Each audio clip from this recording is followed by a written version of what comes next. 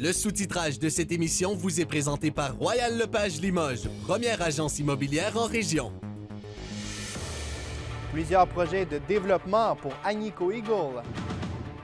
L'entreprise souhaite prendre plus de place dans l'industrie minière. En 2023, le Québec, donc l'Abitibi, va produire environ 30 de la production d'Agnico Eagle.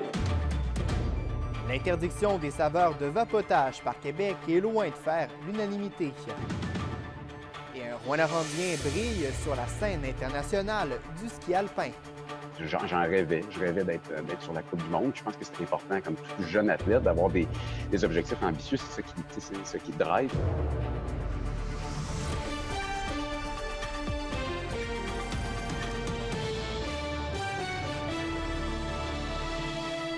Bon début de soirée, merci d'avoir choisi TVA pour vous informer. D'abord, Agnico Eagle voit grand et souhaite se positionner comme le leader dans l'industrie minière au Québec. La compagnie a dévoilé ses intentions de projet et d'investissement aujourd'hui. Mélissa Aubert. Agnico Eagle veut consolider sa place dans l'industrie minière en Abitibi-Témiscamingue. Sur les 6 mines en opération actuellement, 3 d'entre elles appartiennent à la compagnie. Selon le vice-président Daniel Paré, la croissance d'Agnico Eagle ne va faire qu'accroître avec la production d'ici. On va produire environ 3,2 millions d'onces d'or en 2022. En 2023, le Québec, donc l'Abitibi, va produire environ 30 de la production d'Agnico Eagle. Donc, on va avoir une place importante au niveau de la production. Puis aussi, avec les projets de développement qu'on a en région, on va avoir une place importante au niveau de la croissance d'Agnico Eagle. D'ailleurs, Agnico Eagle ne compte pas s'arrêter là. La compagnie minière prévoit 48 millions de dollars américains comme budget pour l'exploration cette année. C'est le cas notamment avec le projet Wasamac à Rouyn-Noranda qui pourrait produire jusqu'à 200 000 onces d'or par année s'il entre en phase d'exploitation. Mais pour l'instant, rien n'est coulé dans le béton. Le projet Wasamac, c'est un projet qui est au niveau des études avancées. L'équipe locale a fait un très bon travail pour développer ce projet-là.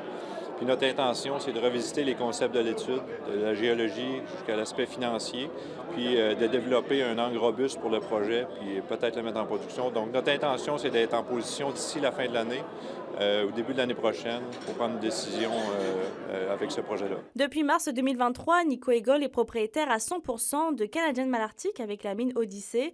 Canadian Malartic a auparavant dû payer des amendes concernant des infractions gouvernementales.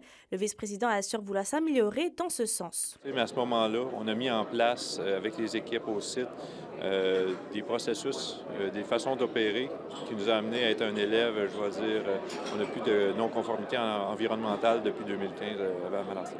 Agnico Eagle veut continuer à aller de l'avant avec la technologie et c'est pourquoi l'intégration du réseau LTE permet de développer davantage l'automatisation des équipements sous terre selon le vice-président. Il souhaite maintenant le mettre en application sur ses autres sites. Mélissa Aubert, RNC Nouvelles, Rouyn-Noranda. Le projet de loi qui concerne l'interdiction de vendre des saveurs de vapotage fait largement réagir. L'abolition pourra avoir des impacts lourds de conséquences pour les commerçants. Dans la population, les avis sont partagés. Voici ce qu'a préparé Victoria Gagné. Un projet de loi qui réglera les problèmes de dépendance des jeunes, selon le ministre Christian Dubé. Pour d'autres, un tel projet n'empêchera toutefois pas les jeunes de consommer. 48 des jeunes achètent des produits à travers leurs amis et des contacts. Ce qu'on vient de mettre de l'avant pour protéger les jeunes, ça ne cible en aucun point les 3 points d'accès que les jeunes ont. Le marché noir, les réserves et l'utilisation d'une carte de crédit prépayée pour acheter en ligne. Les façons de contourner le système sont nombreuses. Le marché illégal, il vise seulement les jeunes. Les adultes, ils viennent dans des boutiques spécialisées et ils viennent l'acheter. Mais quand le produit sera plus légal, bien, ces gens-là qui font de la contrebande, ça va être x5 le lendemain matin. On est dans une situation que on bannit un produit, on limite l'accès à un produit de réduction des méfaits aux gens qui sont des ex-fumeurs. Puis ça réglera en rien le problème du vapotage chez les jeunes. La vente de cannabis et d'alcool avec des saveurs est encore permise par le gouvernement.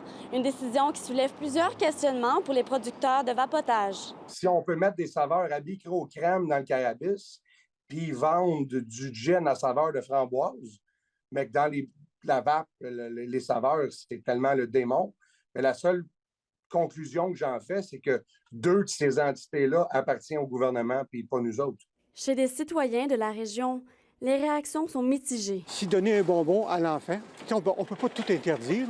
S'ils veulent vapoter ordinaire, qu'ils le fassent. Je trouve ça un petit peu ridicule. En fait, je pense que les gens vont se virer plus sur le tabac, qui est peut-être pas une meilleure idée. Pour les jeunes, ça va être moins attiré, mais comme pour ceux qui avant qui étaient sa cigarette, c'est sûr que genre il y en a beaucoup sûrement qui vont tomber genre dessus le goût de la cigarette aussi. J'espère qu'ils vont le mettre en pratique, que ça va être valide.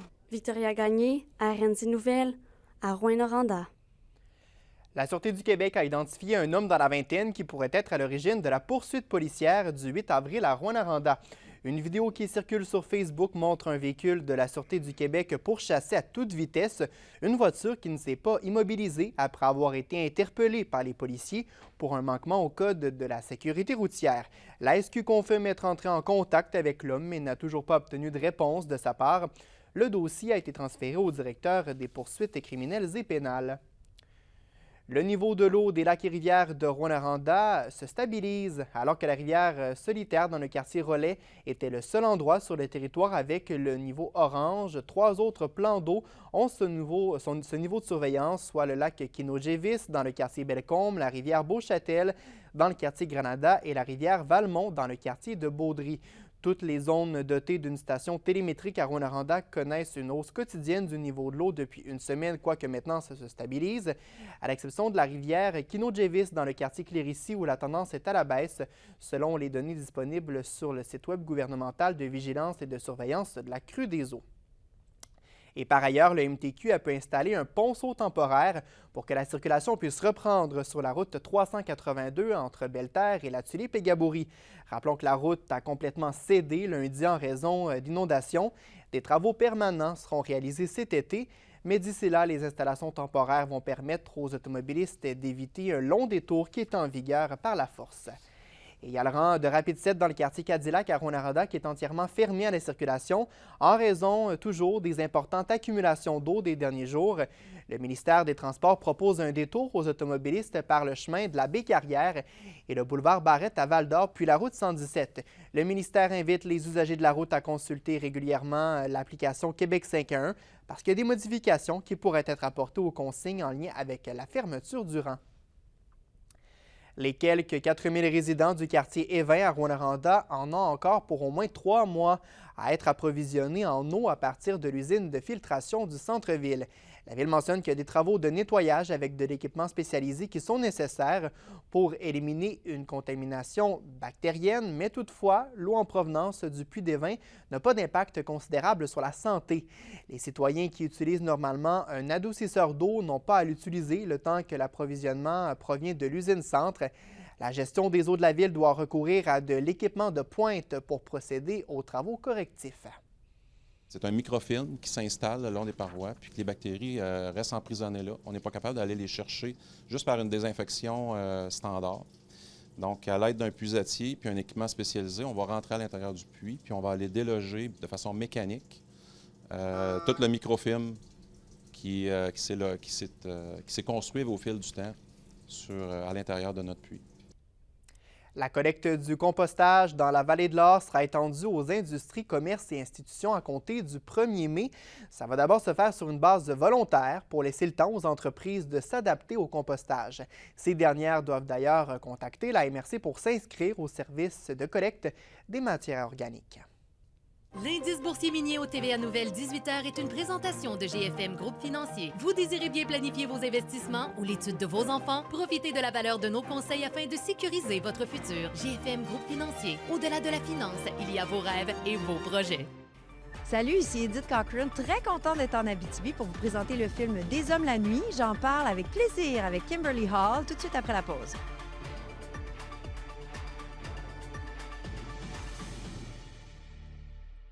Les SADC de l'Abitibi-Témiscamingue et du nord du Québec vous présentent la bonne nouvelle économique TVA. Vendredi, le 14 avril, la MRC d'Abitibi-Ouest a lancé la nouvelle image de marque du territoire sous le slogan « Riche de nature » mettant en valeur les caractéristiques de l'environnement de sa communauté chaleureuse et créative. Cette image jumelée à un plan de promotion vise à renforcer une perception positive et attractive d'accueil des nouveaux arrivants et des touristes pour le plus grand bénéfice de la vitalité du milieu. Les SADC, partenaires de l'économie de la région. Les citoyens de la région sont-ils heureux? C'est la question à laquelle Tourisme Abitibi-Témiscamingue va tenter de répondre en sondant la population.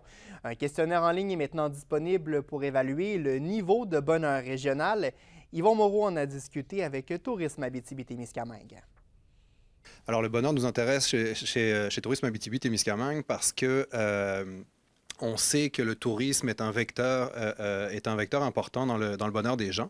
Et donc, on veut vraiment prendre le pouls, en fait, du niveau de bonheur des gens en Abitibi-Témiscamingue. On aime penser qu'il est relativement bon, mais on sait aussi qu'il y a des éléments qui vont être meilleurs, d'autres moins bons. Et donc, on veut vraiment partir de cette chose pour voir éventuellement les éléments qui pourraient être améliorés avec nos partenaires dans les différents territoires, parce qu'on sera capable de séparer en fait les résultats en fonction des différents territoires. Ouais, et pour le mesurer, ce bonheur, vous avez fait un sondage en ligne et vous invitez les gens à y répondre. Absolument. On a lancé, en fait, mardi dernier, cette semaine, on a lancé le sondage. En fait, c'est un sondage que c'est pas nous qui l'avons fabriqué, c'est avec notre partenaire qui est Planète Happiness, qu'on travaille également avec notre partenaire qui est le Centre d'excellence mondiale des destinations.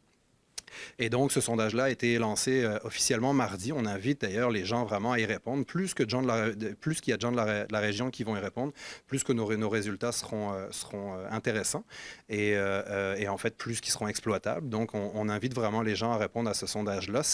On passe à travers différentes thématiques. En fait, il y a 13 thématiques, que ce soit la famille, que ce soit le travail, que ce soit la vie en général, que ce soit donc différents vraiment thématiques qui vont nous permettre de voir en fait comment les gens se sentent en Abitibi-Témiscamingue. Je me trompe ou ces interrogations, là, du moins les réponses, vont pouvoir servir à améliorer plusieurs secteurs touristiques de la région? Non, vous ne vous trompez pas du tout. Effectivement, c'est le bon moment. C'est ce qu'on veut, en fait, vraiment savoir ce qui rend les gens heureux, ce qui rend les gens fiers, puis éventuellement ce qui peut être plus problématique, parce qu'on le sait, éventuellement, il y a des choses qui, comme partout, des choses qui vont très bien, des choses qui vont un peu moins bien, puis on veut les connaître pour pouvoir éventuellement être capable d'agir dessus. Certaines choses, on sera capable de faire certaines choses nous-mêmes, d'autres non, mais on pourra éventuellement passer le flambeau à d'autres partenaires qu'on a dans les différentes MRC. Et c'était notre question du jour. On vous demandait, considérez-vous qu'il fait bon vivre en Abitibi-Témiscamingue? Vous avez répondu oui à 91 % et vous avez été très nombreux à répondre sur les médias sociaux. Plus d'une centaine de commentaires. On en regarde quelques-uns. D'abord, Nicole nous dit « Oui, je suis parti 28 ans de l'Abitibi. J'y suis revenu pour vivre sur le bord d'un de nos plus beaux lacs. Vive la tranquillité, les gens sympathiques, l'entraide et les gens sont heureux. » Kim répond « Absolument, on a des activités plein air accessibles rapidement en voiture ou à pied. Et si on habite en ville, c'est calme, je refuse de sortir de ma région. » Et finalement, Marjorie complète en écrivant « Oh oui, il manquerait peut-être un ou deux trucs pour les enfants, mais sinon, on est très bien. » La chronique culturelle, une présentation des denturologistes Leclerc. Bruno Leclerc à sa clinique de Lassar et Jasmin Leclerc à Amos conçoivent des prothèses dentaires partielles complètes ou sur implant de qualité et d'apparence naturelle qui vous permettront de parler, manger et sourire en toute confiance. Regarde, demain, c'est ta vie d'adulte qui commence. Puis c'est normal d'avoir la chienne, on a toutes eu la chienne. C'est un extrait des Hommes la nuit, un film qui explore la masculinité sous plusieurs angles. Et Kimberly, le long-métrage est au cinéma à Paramount de Rouyn-Noranda ce soir. Oui, on semble avoir de la difficulté à rejoindre Kimberly. Oui, on vous écoute, continuez. Alors, on a des petits problèmes, donc je vais poursuivre pour ma collègue. On met en vedette 3 hommes qui viennent de différentes générations et qui doivent se redéfinir une nuit pour passer à travers la prochaine étape de leur vie. Un est à son bal de finissant, l'autre vient tout juste d'avoir son premier enfant et le dernier part à la retraite. Alors, il y a plusieurs moments imprévisibles, drôles et touchants dans ce film. Une montagne d'émotions est prévue durant la projection. Anne-Mine m'a fait parvenir le scénario, puis j'ai trouvé qu'il y avait un regard sensible, un regard bienveillant et doux sur le parcours humain. Et en même temps, il y a quelque chose d'universel dans ce thème-là où on devra, tu sais, faire le passage, tu sais, de l'enfance à l'adolescence, de l'adolescence à l'âge adulte, bon, tout ça, tu sais. Puis je trouve que ces personnages sont riches. Le personnage qui m'a proposé, qui est le personnage de Myriam, est un personnage haut en couleur. Il est d'abord drôle, elle est vulgaire, elle est écorchée vive. Puis après ça, on découvre une sensibilité puis une vulnérabilité qu'on voyait peut-être pas venir. Donc voilà, me voilà de retour avec du son. Donc en plus, c'est vraiment le premier film réalisé par le chef beaucrois Anh Minh Trong. Donc en plus, ça a pris aussi 10 ans à faire ce film. Il a vécu plusieurs embûches, surtout au niveau du financement, mais il n'a jamais abandonné. Donc en plus, il s'est donné aussi le défi de rendre le tournage éco-responsable et de bâtir une équipe qui vient principalement de l'Estrie. Donc il est très fébrile d'être en région ce soir pour voir la réaction du public. Nous, c'est vraiment un plaisir de faire le tour des régions du Québec pour présenter le film. Je pense qu'il y a quelque chose dans l'histoire qui peut toucher les gens d'ici. Jusqu'à là, les réactions sont vraiment positives. Puis ce qui me touche, c'est qu'il y a beaucoup d'hommes, parce que le film s'appelle « Des hommes la nuit », c'est sûr qu'il y a une réflexion sur c'est quoi être un homme.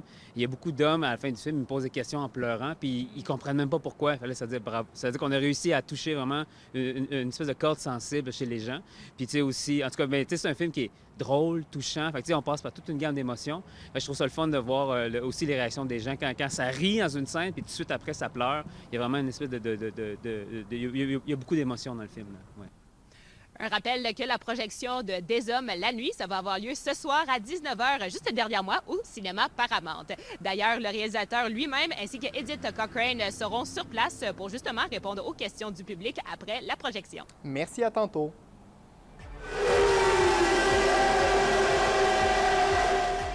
Fin de parcours pour les Huskies de Rouyn-Noranda. Leur défaite d'hier soir contre les Olympiques a sonné l'élimination pour la Meute. Tous les détails au sport après la pause.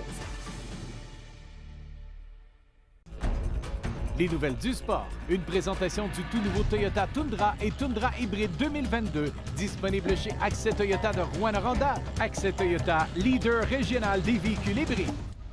Ouais, la saison des Huskies qui a pris fin hier soir, défaite de 6-1 contre les Olympiques de Gatineau. L'émotion est au rendez-vous, mais la Meute demeure fière de ce qu'elle a accompli. Le résumé de Johan Carrière. Défait 6-1 mercredi soir, les Huskies ont vu leur saison 2022-2023 prendre fin devant leurs partisans.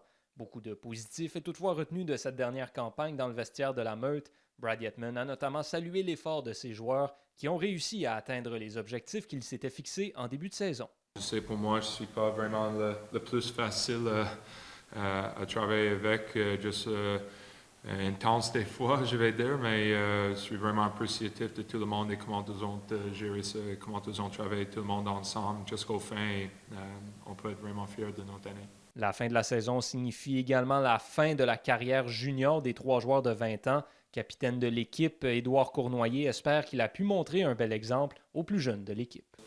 Jouer le Husky, je pense que les 3 ici, on avait l'identité des Huskies, puis je pense que c'est vraiment ça qu'on va laisser toujours travailler fort, peu importe ce qui se passe, puis si tu travailles fort, je pense qu'il y a des bonnes choses qui peuvent arriver. De son côté, Tristan Allard a vu son ancienne équipe l'éliminer des séries. Même si la défaite peut être difficile à avaler, il est heureux pour certains joueurs des Olympiques avec qui il a conservé un bon lien. I was just trying to block it out, the whole series and stuff. But yeah, it's cool to see them, moving on. I wish it was us, but if it were to be anyone, I'm happy for them. So.